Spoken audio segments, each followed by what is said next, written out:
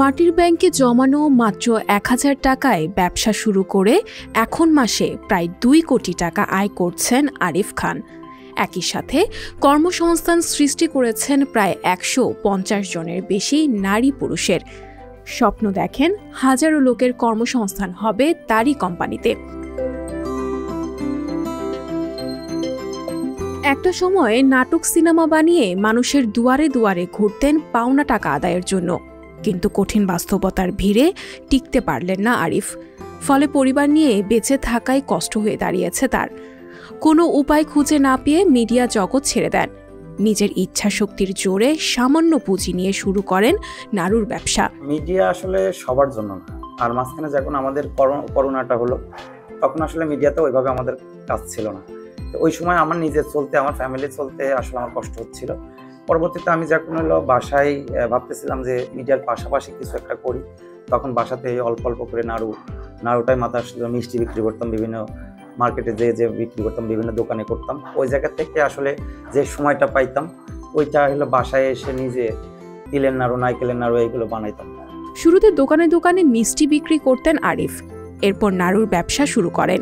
নিজেই সারাদিন দোকানে দোকানে ঘুরে নাড়ু বিক্রি করতেন। বাসায় এসে আবার রাত জেগে নেমে পড়েন নাড়ু বানানোর কাজে।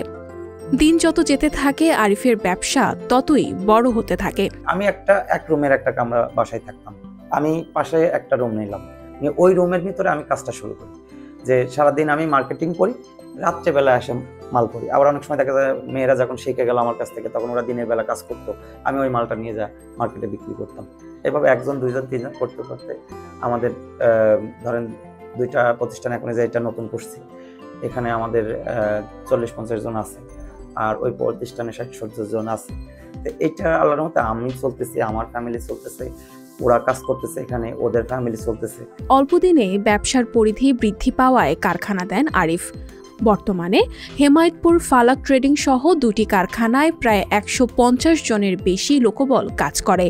প্রত্যেককে 8,000 থেকে শুরু করে 40,000 টাকা পর্যন্ত বেতন দেওয়া হয়। আমি প্রথমে আমার কাছে কোনো পুঁজি ছিল না। আমি আমার চাচা শ্বশুরের কাছে বললাম যে কাকা আমারে কিছু দেন, মিষ্টি দেন, আমি বিক্রি করে আপনারে টাকা শোধ করে দেবো।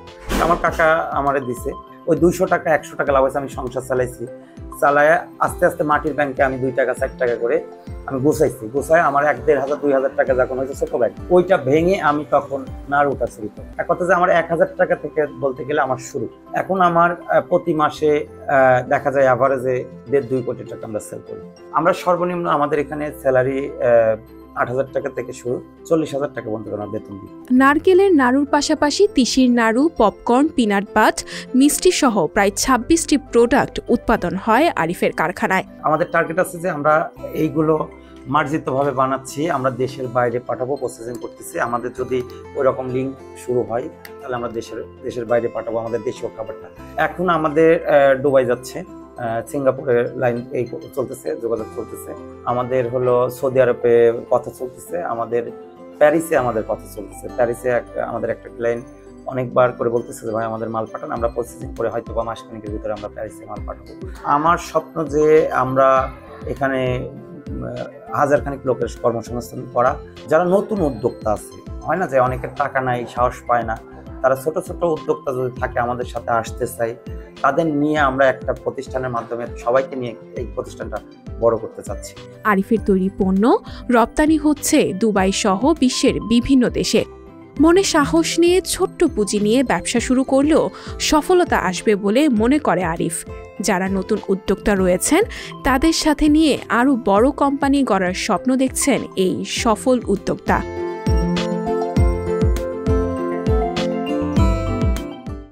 সংবাদ, ফিচার ও অনুষ্ঠানের জন্য ভিজিট করুন সংবাদ প্রকাশের ওয়েবসাইট এবং যুক্ত থাকুন ফেসবুক পেজ ও ইউটিউব চ্যানেলের সঙ্গে।